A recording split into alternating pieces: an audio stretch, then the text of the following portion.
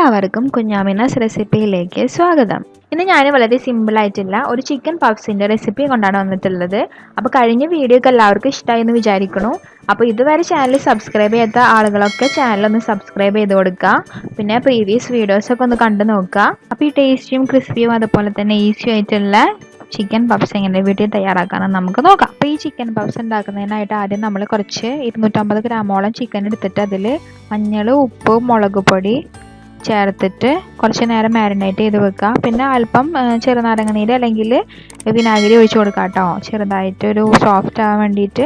ഇത് നമ്മൾ ഒരു 30 മിനിറ്റിന് ശേഷം ഇത് ഫ്രൈ ചെയ്തെടുക്കാൻ പോവാണ്.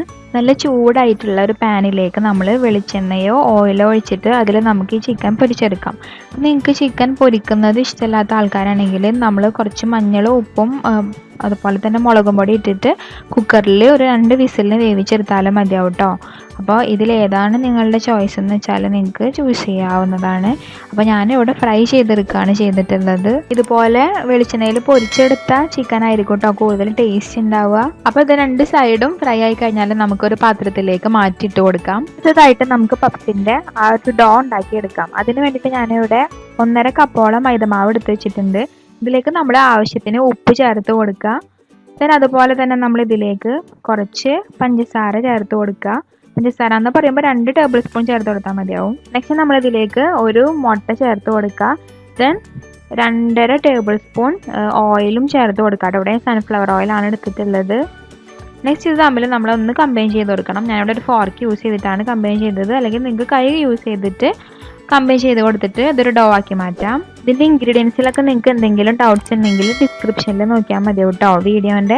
അപ്പോൾ അതിൻ്റെ ഡിസ്ക്രിപ്ഷൻ്റെ ഉള്ളിൽ ഞാൻ ഓരോ ഇൻഗ്രീഡിയൻസും എന്തോരം ക്വാണ്ടിറ്റി വേണം എന്നുള്ളത് കൊടുക്കുന്നുണ്ട് കേട്ടോ. അപ്പോൾ ഒന്നും കൂടി സോഫ്റ്റ് ആവണമെങ്കിൽ നിങ്ങൾക്ക് ഒരു കോഴമ്പുട്ടം കൂടി അതുപോലെ തന്നെ അല്പം കൂടി ഓയിൽ ചേർത്ത് കൊടുക്കുക. ഇത് നമ്മളുടെ പഫ്സിൻ്റെ ആ ഒരു ഡോ ആയി മാറണമെങ്കിൽ നമ്മൾ ഇതിലേക്ക് വെള്ളം ഒഴിച്ച് കൊടുക്കണം. അപ്പോൾ വെള്ളം എന്തോരം ഒഴിച്ചു കൊടുക്കണം എന്നുള്ള കറക്റ്റ് നമുക്ക് പറയാൻ പറ്റില്ല. അപ്പോൾ ഞാനിവിടെ ഒരു പാത്രത്തിൽ 1 കപ്പോളം വെള്ളം എടുത്തിട്ട് അത് ആവശ്യത്തിന് ഇങ്ങനെ കുറച്ച് ഒഴിച്ചു കൊടുത്തിട്ട് നമ്മളുടെ കറക്റ്റ് കൺസിസ്റ്റൻസി ആവുന്നത് വരെ ആ ഡോ അങ്ങനെ വെള്ളം ഒഴിച്ചു കൊടുത്ത് സെറ്റാക്കാനാട്ടോ ചെയ്തത്.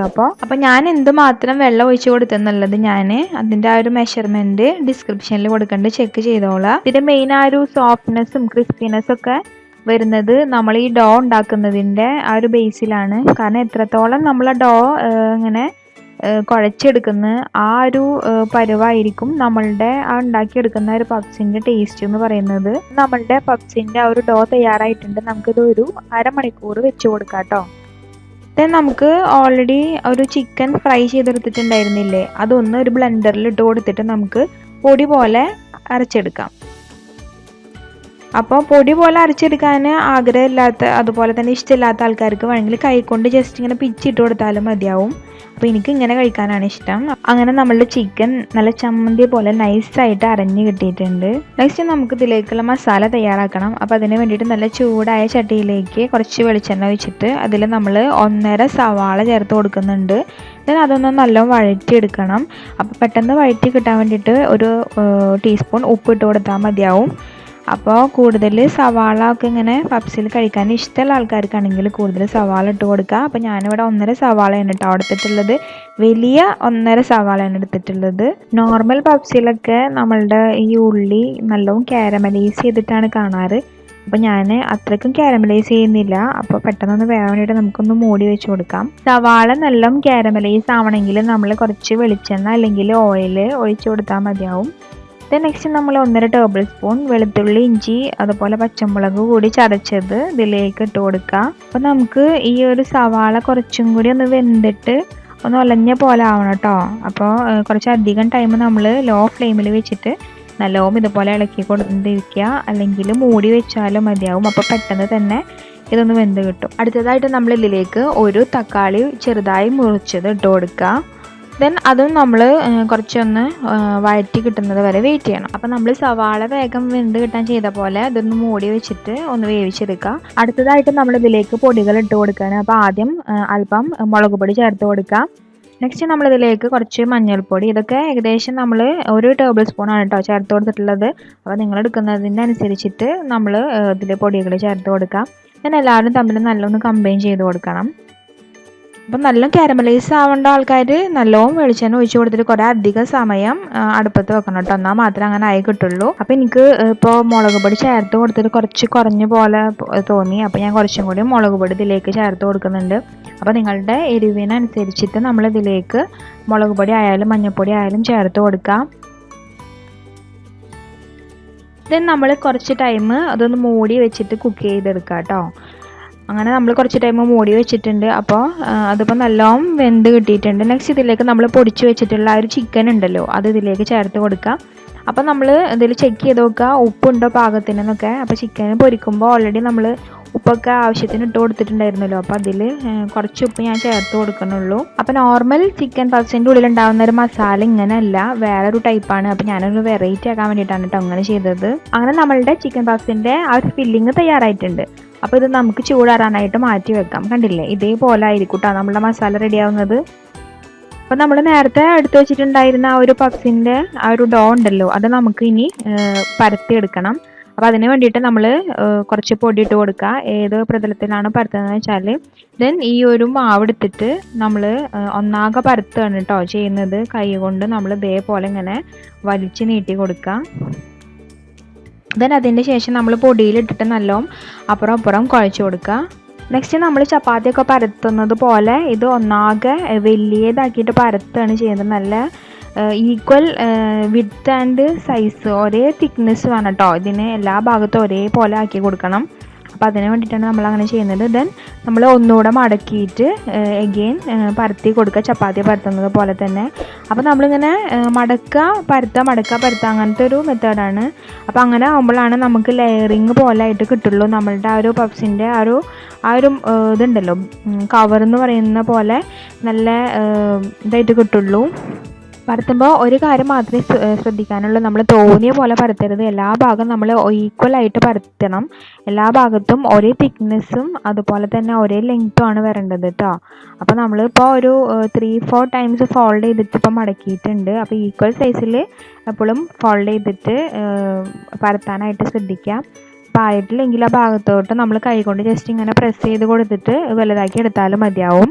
അപ്പോൾ ഞാനിപ്പോൾ ആ ഒരു ഡോൻ്റെ ഒരു സ്ക്വയർ ഷേപ്പിലാക്കി എടുത്തിട്ടുണ്ട്. അപ്പോൾ നിങ്ങൾക്ക് അത് പരത്താനായിട്ട് ബുദ്ധിമുട്ടാണ്, അത് അല്ലെങ്കിൽ പറ്റണില്ല എന്ന് തോന്നുകയാണെങ്കിൽ നമ്മൾ ആദ്യം തന്നെ ഒരു പീസ് ഡോ എടുക്കുമ്പോൾ അതിന് ഈക്വൽ സൈസിൽ 4 ഭാഗം കട്ട് ചെയ്തതിൻ്റെ ശേഷം ഇതുപോലെ ഫോൾഡ് ചെയ്തിട്ട് പരത്തിയെടുത്താൽ മതിയാവും കേട്ടോ.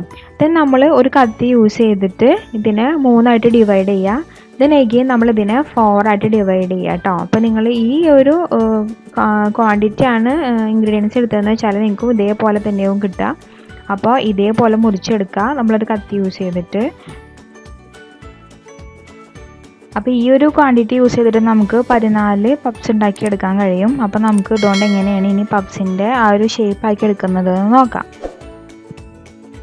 നെക്സ്റ്റ് നമ്മൾ മാറ്റി സെപ്പറേറ്റ് ചെയ്ത് വെച്ചിട്ടുള്ളതിന് ഒരു ഉരുളെടുക്കുക. ദെൻ അത് നമ്മൾ നോർമൽ ചപ്പാത്തിയൊക്കെ പരത്തുന്ന പോലെ ഒന്ന് പരത്തിയെടുക്കുക.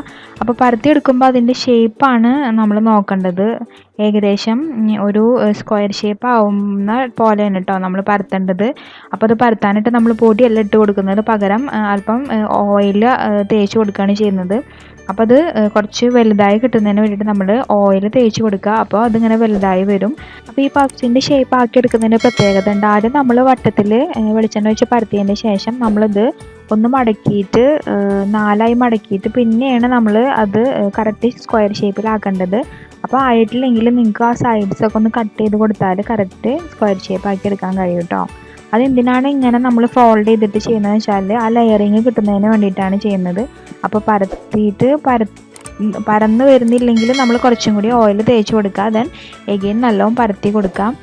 അങ്ങനെ ഇപ്പോൾ നമ്മുടെ ഓൾമോസ്റ്റ് സ്ക്വയർ ഷേപ്പായി വന്നിട്ടുണ്ട്. അപ്പോൾ ബാക്കിയുള്ള എല്ലാ ബോൾസും നമ്മൾ ഇതേപോലെ തന്നെ ആക്കിയെടുക്കണം. ദെൻ ഇതിലേക്ക് നമ്മൾ ഉണ്ടാക്കി വെച്ചിട്ടുള്ള ഒരു ചിക്കൻ്റെ ഒരു ഫില്ലിംഗ് ഉണ്ടല്ലോ, അത് ഇതിൻ്റെ നടുവിലായിട്ട് വെച്ച് കൊടുക്കുക. ദെൻ നമ്മൾ കോർണർ സൈഡുകൾ 4 സൈഡിൽ നിന്ന് നടുവിലേക്കായിട്ട് കൊണ്ടു വെക്കുമ്പോഴാണ് നമുക്ക് ആ ഒരു പപ്സിൻ്റെ ഷേപ്പായിട്ട് കിട്ടുന്നത്. കണ്ടില്ലേ, ഇതേപോലത്തെ ഒരു ഷേപ്പാണ് നമ്മൾ ആക്കിയെടുക്കുന്നത്. അപ്പോൾ നമ്മൾ ലെയറിങ് പോലെ പരത്തിയെടുക്കാനും അതുപോലെ തന്നെ 4 കൂടിയിട്ട് ഒരുമിച്ചിട്ട് കൂട്ടി വെക്കാനും വേണ്ടി ശ്രദ്ധിക്കുക. അപ്പോൾ ഞാൻ അതേപോലെ എല്ലാതും ആക്കി എടുത്തിട്ടുണ്ട്. അപ്പോൾ നമുക്ക് ഒരു ഗ്രീസ് ചെയ്ത് വെച്ചിട്ടുള്ള ഒരു ട്രേയിലേക്ക് വെച്ച് കൊടുക്കാം.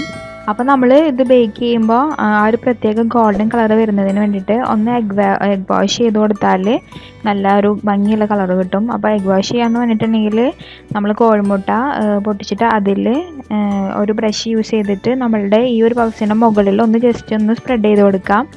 ദെൻ നമുക്കിത് ഓവനിൽ വെച്ചിട്ട് ബേക്ക് ചെയ്തെടുക്കാം. അപ്പോൾ നിങ്ങൾ ഓവനിൽ വെച്ചിട്ടില്ല ബേക്ക് ചെയ്യുന്നതെന്ന് വെച്ചാൽ നമ്മൾ നോർമൽ ഒരു കേക്കൊക്കെ ഉണ്ടാക്കുന്നത് പോലെ തന്നെ ഒരു പാൻ എടുത്തിട്ട് അതിലൊരു ഇൻകമ്പി ഇട്ടിട്ട് നമ്മൾ ഈ വെച്ചിട്ടുള്ള പപ്സ് വെച്ചിട്ടുള്ള ഈ ഒരു പാൻ ഉണ്ടല്ലോ, ഒരു പാത്രം, അത് ആ റിങ്ങിൻ്റെ മുകളിൽ വെച്ച് കൊടുക്കുക. ദെൻ മിനിമം ഒരു 45 മിനിറ്റ്സ് നമ്മൾ ലോ ഫ്ലെയിമിൽ വെച്ച് നോക്കുക. അപ്പോൾ അതിൻ്റെ കളറ് ചേഞ്ച് ആവുന്നത് കാണാം. അപ്പോൾ ഓവനിൽ ഉണ്ടാക്കുന്നതും നമ്മൾ പാനിൽ ഉണ്ടാക്കുന്നതും രണ്ടും ഡിഫറെൻറ്റ് ടേസ്റ്റ് ആയിരിക്കും, അതുപോലെ തന്നെ കാണാനും ഡിഫറെൻ്റ് ആയിരിക്കും കേട്ടോ. നമ്മൾ ഓവനിലാണ് വെക്കുന്നതെന്ന് വെച്ചാൽ ഒരു 12-15 മിനിറ്റോളം അതൊരു ഗോൾഡൻ ബ്രൗൺ കളർ ആവുന്നത് വരെ നമ്മൾ ബേക്ക് ചെയ്തെടുക്കാം കേട്ടോ. അങ്ങനെ നമ്മളുടെ നല്ല tasty and crispy and super easy ആയിട്ടുള്ള ചിക്കൻ പപ്സ് ഇവിടെ തയ്യാറായിട്ട് കണ്ടില്ലേ. അതിങ്ങനെ പൊട്ടിക്കുമ്പോൾ തന്നെ നല്ല ക്രിസ്പി ആയിട്ടാണ് പൊട്ടി പോരുന്നത്. അപ്പോൾ ഇതെല്ലാവരും വീട്ടിൽ ട്രൈ ചെയ്ത് നോക്കുക. ദെൻ നിങ്ങൾക്ക് ഇഷ്ടമായാൽ ലൈക്ക് ചെയ്യുക, ഷെയർ ചെയ്യുക, അതുപോലെ തന്നെ നിങ്ങളുടെ വാല്യുബിൾ ആയിട്ടുള്ള കമൻസൊക്കെ കമൻറ്റ് സെക്ഷനിൽ എഴുതി അറിയിക്കുക. പിന്നെ ഇതുവരെ ചാനൽ സബ്സ്ക്രൈബ് ചെയ്യാത്തവരൊക്കെ ചാനൽ സബ്സ്ക്രൈബ് ചെയ്ത് കൊടുക്കുന്നാൽ മാത്രം നിങ്ങൾക്ക് ഇനി പുതിയ വീഡിയോസ് വന്നാൽ നോട്ടിഫിക്കേഷനൊക്കെ ലഭിക്കുള്ളൂ. ബെല്ലൈക്കൺ പ്രസ് ചെയ്യാനും മറക്കരുത്. അപ്പോൾ താങ്ക് യു.